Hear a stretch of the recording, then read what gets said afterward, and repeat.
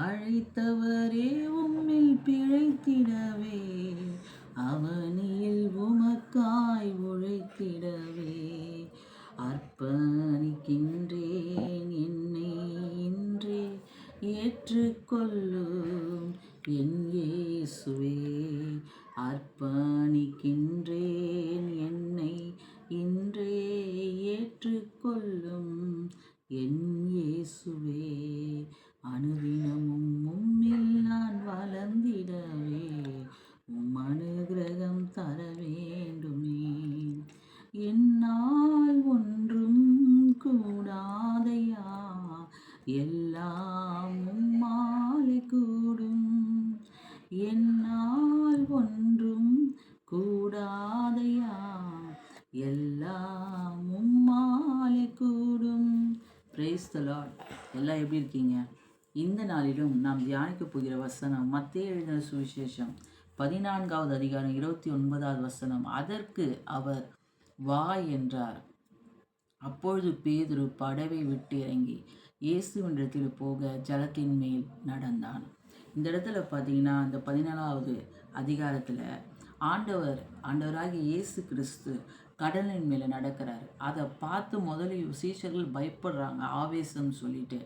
அதுக்கப்புறம் பேதுருக்கு ஒரு ஆசை, நம்மளும் இதே மாதிரி கடல் மேலே நடக்கணும், ஆண்டவர் நடப்பது போல் அப்படின்ட்டு ஆண்டவர்கிட்ட கேட்குறாரு. ஆண்டவரே, நானும் இப்படி நடக்க முடியுமா?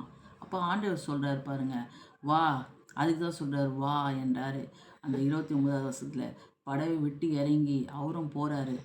அப்படியே தண்ணி மேலே நடக்கிறார், ஆண்டவர் நடந்தது போல். இப்போது காற்று 30வது வசனத்தில் பார்க்குறீங்கன்னா, காற்று பயங்கரமாக அடிக்கும் போது அப்படியே அது இந்த கடலில் முழுகிற மாதிரி ஒரு அவருக்கு தோணுனே அவர் சொல்கிறாரு, ஆண்டவரே என்னை ரட்சியும் என்னை கூப்பிடுறாரு, ஆண்டவரே என்னை காப்பாற்றுங்க. அப்போது இயேசு கையை நீட்டி அவரை பிடித்து தூக்கி சொல்கிற, அற்ப விசுவாசியை ஏன் சந்தேகப்பட்டாய்? பாருங்க, நடக்க சொன்னது யார்? ஆண்டவர் தான் நடக்க சொல்கிறாரு. இவர் தான் ஆசையும் போடுறாரு நடக்கணும்னு சொல்லி. ஆனால் என்ன, காற்றை பார்த்து பயந்துடுறாரு. இவர் கூட இருக்கிறது யார்? காற்றையும் கடலையும் வானத்தையும் பூமியும் உண்டாக்கின தேவனிடத்தை கொஞ்ச நேரத்தில் அந்த சீஷர் பேதுரு அவர் மறந்து போயிட்டார். மறந்து போய் சந்தேகப்பட்டு, ஆண்டவரே நான் கடலில் முழுக போகிறேன்னு சொல்லி கூப்பிடும் போது ஆண்டவருக்கே ஒரு கோபம் வந்து, ஏன் அற்ப விசுவாசியை சொல்கிறார், சந்தேகம் ஏன் பட்டேன்னு சொல்கிறார். நம்ம கூட சில சமயத்தில் சில காரியங்களை பார்த்து பயந்து சந்தேகப்படுற ஆண்டவர், என்ன ஆண்டவரே அப்படின்னு சொல்லி ஒரு சந்தேகம் வந்துடுது. இந்த நாளில் இதை தியானிக்கும் போது கர்த்தர் நமக்கு சொல்கிற வார்த்தை, எந்த சூழ்நிலையும் நம்ம ஆண்டவரை சந்தேகப்படக்கூடாது.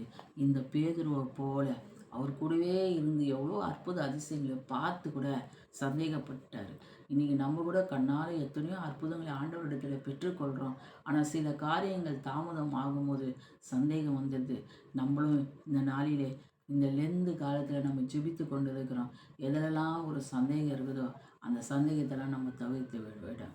ஆமேன். God bless you.